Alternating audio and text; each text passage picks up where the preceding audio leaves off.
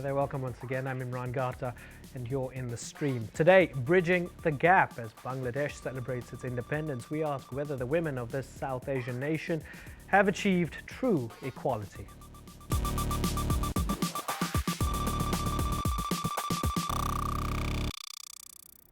Our digital producer Malika Bilal is here, as always, looking out for all your live feedback. So tweet her your comments and questions with the hashtag AJStream or the hashtag Bangladesh. Welcome, Malika. Thanks, Imran. Back on the orange couch with her is Anushay Hussain, Bangladeshi author, blogger, and activist. Anushay, welcome back. Great to have you with us to celebrate National Day. We're looking forward to your thoughts on women's issues in Bangladesh. Looking forward to sharing them with you. Well, great. Well, you can keep up with the stream on Facebook. Take a look. Throughout the day, we're posting links there to web-only content and information about our future shows. Now, just go to facebook.com/AJStream and like us. So here are some of the Twitter hashtags our community is following.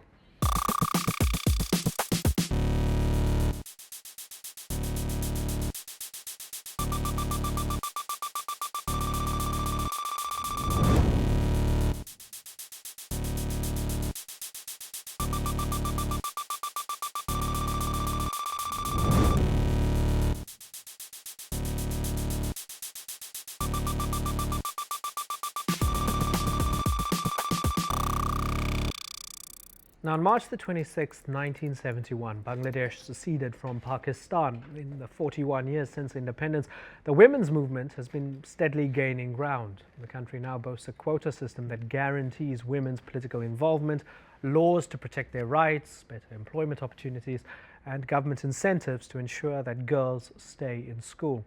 Yet, despite these achievements, there are a few problems that persist. The government has launched awareness campaigns to educate people on the issues. This video on sexual harassment, sometimes referred to as Eve teasing in Bangladesh, is part of a campaign. Have a look. আমার নাম নুরুল আমিন। আমার চারপাশে যা কিছু ঘটে তার দায় আমি এড়াতে পারি না। যেমন ধরুন ইভ টিজিং, হরহামেশাই এটা ঘটছে। এই নির্যাতন দেখেও আমরা হাত গুটিয়ে বসে আছি। কেন বলুন তো? আমি আপনাদের কেমন করে বোঝাই? এই ইফটিজিং আমাদের মেয়েগুলোর মনে পাথরের মতো বোঝা চাপিয়ে দেয়। ওরা মাথা হেড করে স্কুলে যায়, ভয়ে থাকে, ফিরে আসে নির্যাতনের শিকার হয়ে। একবার কল্পনা করেন তো, এই সময় ওদের মনের অবস্থা কি হয়?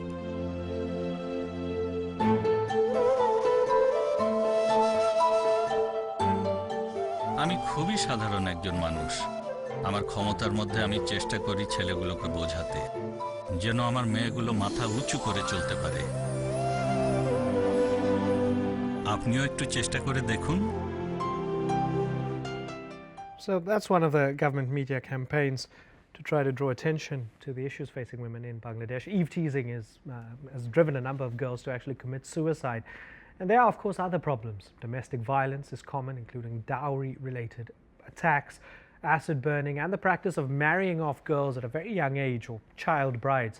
So is Bangladesh a shining example of female empowerment, if you look at the stuff I showed you earlier, or is true gender equality out of many women's reach? Let's try to find out. Joining us via Skype from Dhaka to discuss this is Saira Rahman Khan. She is an associate professor at the School of Law in Brack University and an outspoken advocate for women's rights in Bangladesh. And Wasfia Nasreen will be joining us in a moment or two as well, we hope.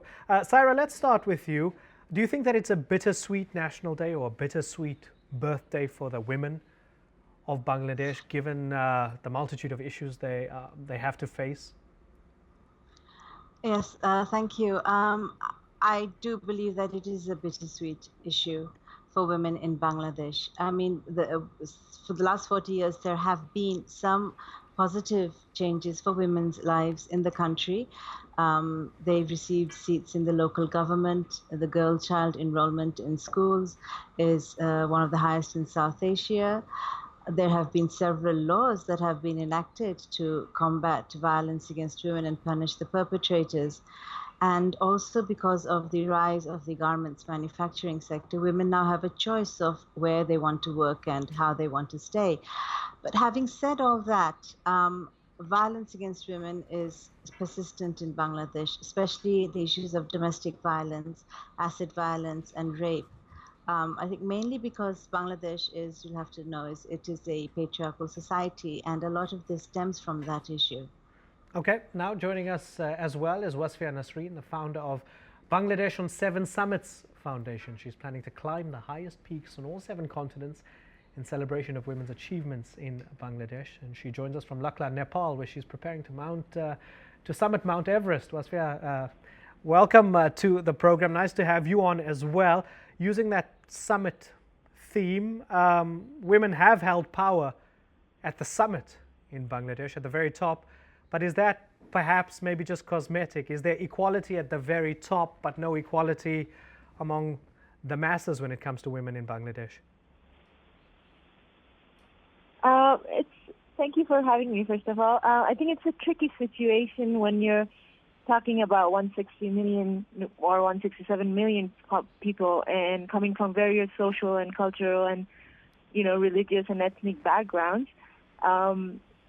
I wouldn't say much on the government power being held by women, but individually, I think women of Bangladesh are really coming in the forefront of sports, education, security, everywhere we're coming up, but it's coming from an individual effort. Anusha, what do you think of that? Government effort. Okay, let's ask Anusha what she thinks of that. Wasfia is keen to show us that holistically women are rising up in Bangladesh. Is she right? I think that, Bangladesh is always touted as a development star.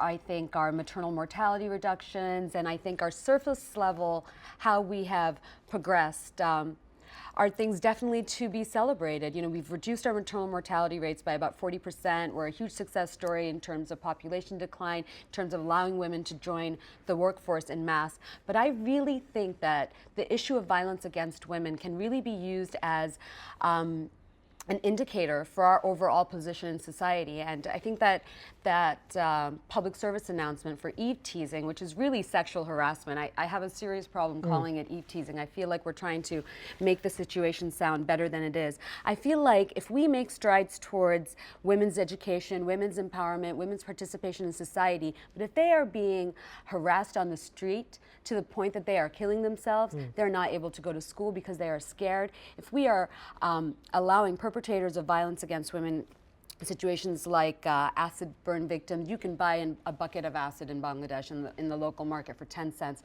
So if we're disfiguring our women, if we're failing them at the level of basic security, ultimately this is going to affect their being able to participate in society, fully participate in their society. So I think we definitely have a lot to celebrate. We've made significant strides, but we definitely have a long way to go. And security for women is not something that should be overlooked. Malika, you want to come in there with some of the feedback? Well, I think that the point that you just mentioned is one that's being raised by our community online. This is a tweet from Rizwan who says, in Bangladesh, laws are in place for protecting women from domestic and acid violence. Problem is lack of awareness and implementation. Saira, I'm going to pose the next tweet to you because on the back of that, this is something that Imran mentioned a little bit earlier, but Fatima Ansari on Twitter says, if there was gender discrimination, then why would Bangladesh elect a woman to be their prime minister, and that for 16 years? So can you elaborate a little bit more on what we're seeing versus the political achievements that women in Bangladesh have made? Well, one thing you have to understand that in Bangladesh, these political parties, they run on political dynasties. Our present Prime Minister is the daughter of the first Prime Minister of Bangladesh. The leader of the opposition is the wife of another president of the country. And it's this dynastical culture that politicians want to maintain. So yes, we do have women at the top. We have a woman leader of the opposition. We have a woman prime minister, and we should be proud of that fact. But if you look at the grassroots level, it's a totally different picture. That's fascinating because, Anusha, would you agree with that? When you look at perhaps not just Bangladesh, but an entire South Asian dynamic, the Bhuttos of Pakistan, the Gandhis of India, when a woman is politically powerful, it's often because she's the daughter of so-and-so, or the wife of so-and-so. Yes, I would definitely agree with Saira. In fact, this is an issue I've written extensively on. When you look at these countries in the subcontinent, Bangladesh, Pakistan, India, even Sri Lanka, people are really amazed that we've managed to have female leadership at the very top, and not just for a couple of years, really in Bangladesh for the past almost 2 decades. But this really isn't a testament to women's rights or women's empowerment on the ground. In fact, I always say that sexism is systematized in every single country and in every single society, and how we've managed to do it back home, back in the subcontinent, is through male links. One important male link, one important powerful male association, if you're somebody's daughter, wife, sister, even widow, will open up doors for you that really remain shut for the mass majority of women in Bangladesh. I think, yes, Sheikh Hasina is prime minister. Before her, it was Khaleda Zia. Before Khaleda Zia, it was Sheikh Hasina one more time. But the relation between the power at the top and the power at the very bottom, how is that affecting a girl's ability to go to school in, let's say, the village of Borishal? So there's a huge disconnect. And I think in the West it can be touted as massive gains for women because, female leadership, as we've seen, is something that America hasn't even managed to do. But that's not really a testament to where we are in regards to women's rights. Sorry, Malika. Sorry, you mentioned disconnect, and I just wanted to pick up on that really quickly because Shahana Siddiqui tweets, there's a huge class divide within the feminist movement. Needs and rights are not necessarily the same. And Wasfi, I'm hoping that maybe you can elaborate on, just within your own life, have you seen disparities and have things been made easier for you versus other women that you've seen? Can you elaborate a little bit more on what Shahana says is this class divide? Yes, I think there's a huge difference in that. And also I just would like to draw attention that everything is context specific. For example, a sex worker who works in a brothel faces different kind of a struggle than a sex worker who works in the street. And then in comparison to that, a woman, an indigenous woman who specifically, say, who lives in CHT, Chittagong Hill Tracts, where it's an army-occupied place, faces a totally different kind of a struggle. And on that level, there's classes, there's different contexts, so we all have to sort of be mindful of the different scenarios that are working in parallel. Okay, fair enough. Let's ask Saira then, out of all of these issues in context, issues like property and inheritance rights, child marriage, employment inequality, violence, rape, sexual harassment, put all of these into a kind of social basket and contextualize them and understand the history and all of that. Out of all of those, which do you think is the chief social issue facing Bangladeshi women and which should be tackled first and foremost? Oh my goodness. For me, in my opinion, I basically think that the reason why women are facing such problems, all these sectors, in the civil sector, in the political section, the economic sector, I think one of the basic reasons is because of the lack of access to justice. As I said, we have numerous laws now protecting women, and women can seek rights for property. They can go to court. There are laws governing these issues. But the problem is this discrimination, this lack of access to justice. So it's very difficult to pinpoint one specific issue. But because the women are not able to get relief from the courts for various reasons, especially in the case of violence against women, I think that's the main issue here. Okay. What do you think, Anushay? Do you think that Saira has a point? The courts are biased towards men, that some Bangladeshis are more equal than others? I definitely agree. I think justice in Bangladesh, to a large degree can be bought. And I think that there's a huge issue of access. I mean, who is being able to access these laws? Who is being able to access the courts, the systems, being able to afford even legal representation? We're still struggling with mass illiteracy. So a lot of people, it's great that we have these laws, but a lot of people either don't know about them and can't access them. It's very interesting because in a country like America, laws really mean something here, and laws are implemented and they're powerful. But back home, we have such great laws for women. But you can access them and they're not implemented. Well, with Grameen Bank and finance, one of the issues was that many Bangladeshis, particularly women, didn't have access to banks, and it fulfilled that need where they had access to microfinance. Is it possible to have a kind of microfinance equivalent of justice in Bangladesh? Yes, I guess we could. I don't think anything is impossible, but I think the larger issue is government efficiency, government corruption, how they're being able to administer these laws, and there's no implementation. No one is held accountable. The corruption levels in Bangladesh are so, off the charts that I think at the end of the day, everything really comes back to that. Do our laws really mean anything? Are people able to access them? Can grooming tackle this situation? I feel like our civil society does a lot more and is able to implement more than our government is. But it's definitely, maybe it's powerful, but we have a much larger issue of corruption to tackle before we get there. Well, in addition to government, I mean, government and laws, as important as they are, they can only go so far. Exactly. So there's a question here from Rahnuma Majid on Twitter, and I will direct this to you, Saira. The government needs to make it a bigger priority to protect its women, she says, and make it clear to men that punishment will be severe. So what are groups on the ground doing to change the cultural and the societal mindset?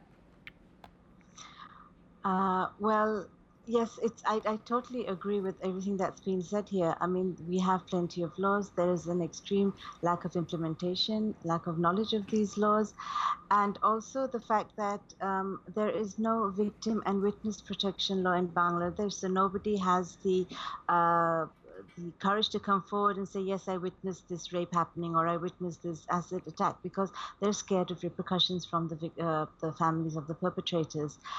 And NGOs, there are NGOs, plenty of NGOs in Bangladesh who are working on the issue of women's rights. They are giving legal aid.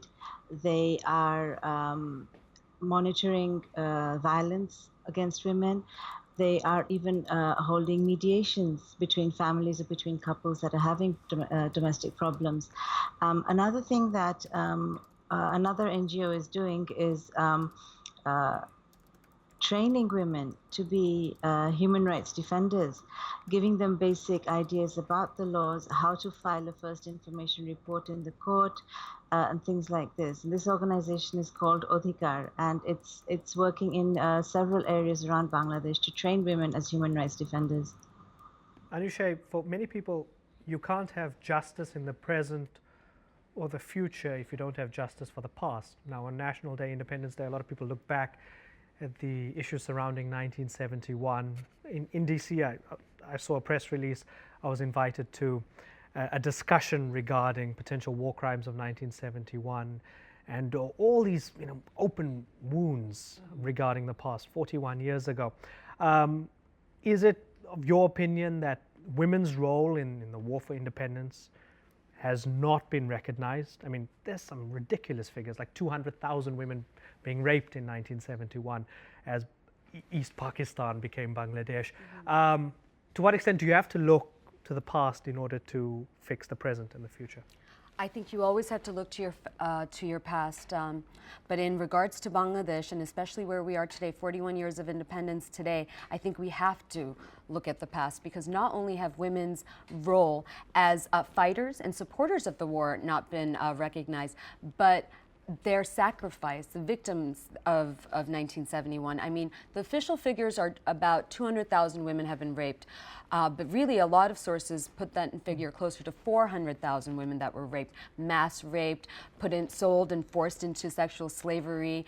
My family, I'm from Bangladesh, and there's so many stories that my uncles and aunts tell us about piles and piles of bodies of rape victims that you would, find under the bridges and mass graves. And these are not only open wounds, but really it's been very recent that people have even been openly talking about the atrocities and the rapes committed from the Pakistani soldiers on Bangladeshi women.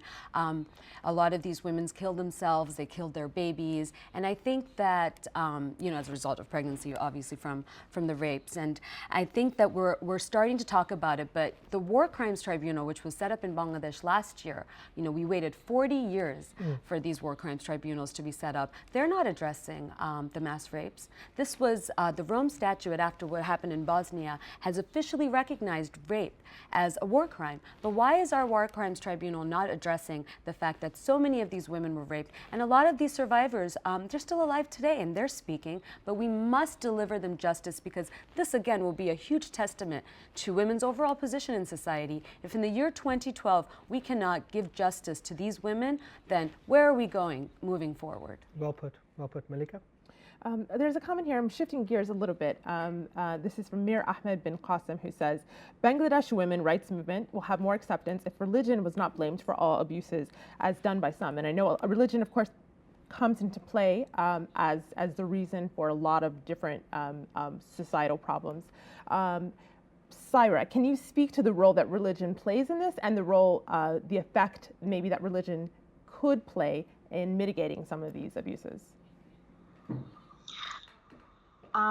Well, talking about religion is always a sensitive topic in any country, and also in Bangladesh.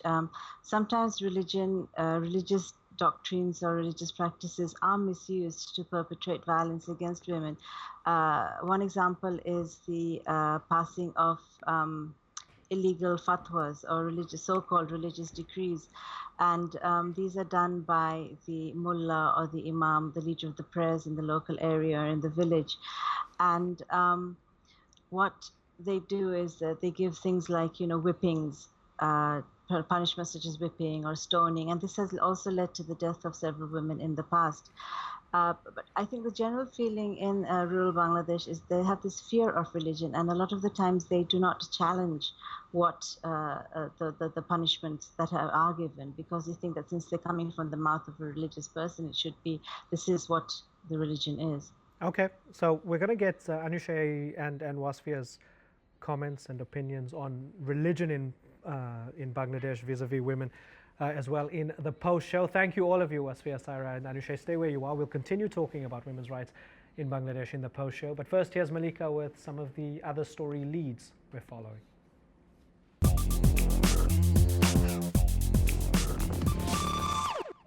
Kenya has struck oil for the first time in history, according to the president, and Kenyans have taken to the web to voice their excitement and concern. For a minute, Kenyans, we're united, tweets Gypsy Wayaki, using the hashtag Turkana Oil.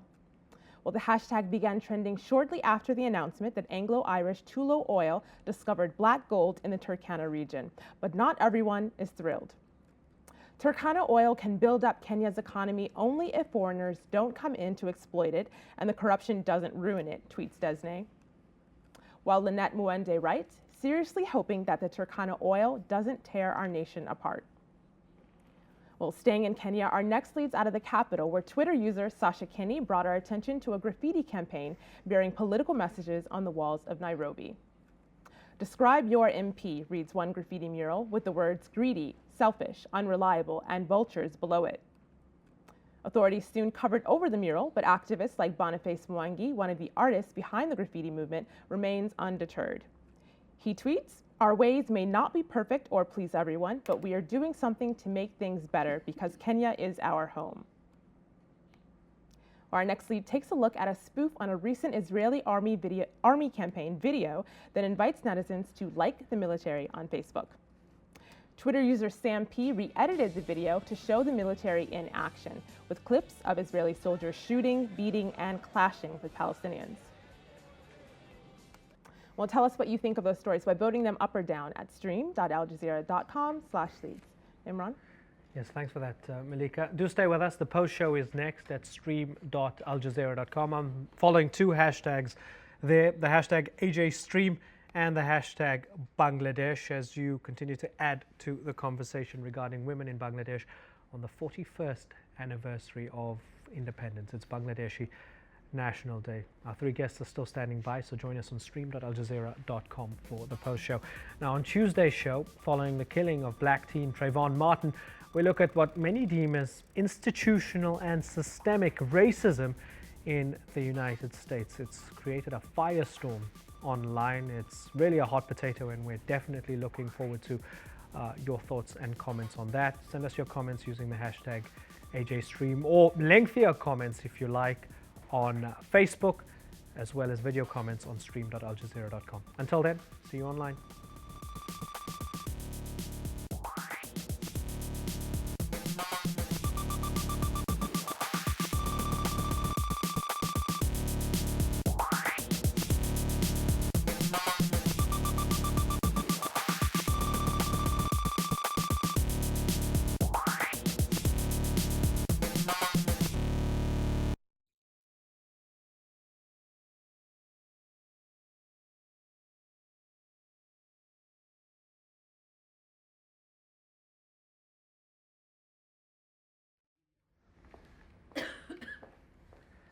Welcome back to the Post Show on stream.aljazeera.com. We continue our discussion regarding women in Bangladesh 41 years after independence. Anushay, Saira had answered the question regarding religion in Bangladesh. It said that many people fear religious authority. I wonder, a lot of the time people attribute social problems as they affect women either through the lens of saying this is South Asian patriarchal culture, or saying that perhaps this is chauvinistic Bangladeshi interpretation of Islam, which is keeping women down. Is it a mixture of both, or one or the other? I think it's really interesting that you brought that up, because I think a lot of times we excuse violence against women, and we excuse a lot of kind of violence in our society by saying that, by labeling them as cultural. And I really liked a couple of years ago when she was speaking about, of course, women's rights in Afghanistan, what was happening to women there. Hillary Clinton said that we need to start calling these crimes out for what they are, not cultural, but criminal. And I think, what Saira said, and I completely agree with, that outside of the capital and in our rural areas, and Bangladesh is of course, largely rural, not only is there a fear of religious authority, but a serious abuse of religious authority, especially by these local elders and village councils that have, no legal basis. And last year, a girl named Begum, she was 14 years old, was raped, I believe, by her neighbor. And then the local village council sentenced her to be lashed. I think she received 40 or somewhat lashes, and she died from her wounds. So we have a rape victim who was lashed to death based on these religious, they issued a legal fatwa against her. And fatwas, by the way, in Bangladesh, I think last year or the year before, were officially declared as illegal. But this fatwa claimed this girl's life last year. The man that raped her didn't get anything, but this girl was raped, and she eventually died from her wounds. So I think we need to stop blaming culture. It's not culture. These are crimes, and we have to find justice somehow. Anushay says we need to stop blaming culture. Wasfia, what do you think? Is that the right approach? I'm sorry, I cut you off for the last second. Could you repeat that, please? Anushay says that Bangladeshis need to stop blaming culture as the root of many crimes against women, and these things should be criminalized, and they need to be called, what they are. What do you think? Yeah, I agree. I mean, to a certain extent, but there is cultural impunity that goes on, from my experience. I apologize because I couldn't hear you guys for 2 seconds over there, and I missed a little bit. But as I was saying, that the indigenous population, and because the religion is different than the dominant population, Islam, they, for example, they live in a place where if they get raped, they're first, scared to even make a complaint because the military is all over, and then they have to be verified by a government personnel to prove that they have been raped. And I'm enforcing on this because after the peace accord was signed, the situation has escalated so much. Even yesterday, a 14-year-old Marmar girl got raped by 2 Bengali settlers, and these kind of news doesn't even get highlighted at all, and in the national news or anything. And it keeps happening and gets forgotten over the week. And so I think we have a huge country with a lot of population and different scenarios going on at different levels. So it's not easy to generalize and to make a comment on it. I agree with what Wasfia was saying, of course, that our culture definitely plays a role in believing that you can do certain things to women, and I think that we have a culture that allows it and perpetuates it. My issue is making sure that we don't excuse it just because it's a part of our culture. Yes, it's a patriarchal society. Yes, we have a lot of things that we allow to happen. Look at the issue of honor killings in the Middle East. Look at acid burn violence in the subcontinent. So yes, it's a part of our culture, but that doesn't make it okay. Malika, you want to come in there? Yeah, exactly. Just on that note, this is echoing your sentiments from a member of our community, Shahana, who we read earlier. Domestic violence is widely accepted despite fantastic laws against heinous acts. Gender parity is a state of mind, not just laws. But now I kind of want to shift gears a little bit. We posed a question to our members online asking, have the women of Bangladesh succeeded in bridging the gender divide? Saira, one person wrote back saying, if you consider women empowerment, then it's a big no. Industries fully exploit women's cheap labor by letting them work. Can I get your thoughts on that? Oh yeah, that's a true comment. I mean, as I said, women suffer from socioeconomic discrimination, even though our constitution says that there should be equality in all spheres of public life. In the tea gardens, the tea garden workers, the women workers in the garment sector. I mean, women are discriminated, and not only that. Apart from the very bad and very poor pay they're getting, they're also sexually abused, harassed, raped. So yes, they do get the short end of the stick there. Anushay, a common theme throughout this entire discussion seems to me to be, well, at the nexus of all these myriad issues facing women in Bangladesh seems to be the issue of education, particularly education of their own rights, which, as far as I understand from listening to all of you, the laws do exist to protect women in Bangladesh, but many women don't know that these laws are out there, and they don't feel confident, even if they do, that these laws could do anything for them. So is education then perhaps the overarching priority for not only the government but for people from the grassroots up then? Yes, but I think, of course it is, and education is always really important for the for a society to progress in general. But I also think education is kind of also touted as, okay, we need more education and that's the end of it. We need more. We need a change in our mindset. We need a change in our attitude. What's happening a lot now is that we have really educated women, but what are they being able to join the workforce? But they are, I'm talking about also educating men about the rights of women. Yes, but even if they're aware of them and educated about women's rights, will they accept them?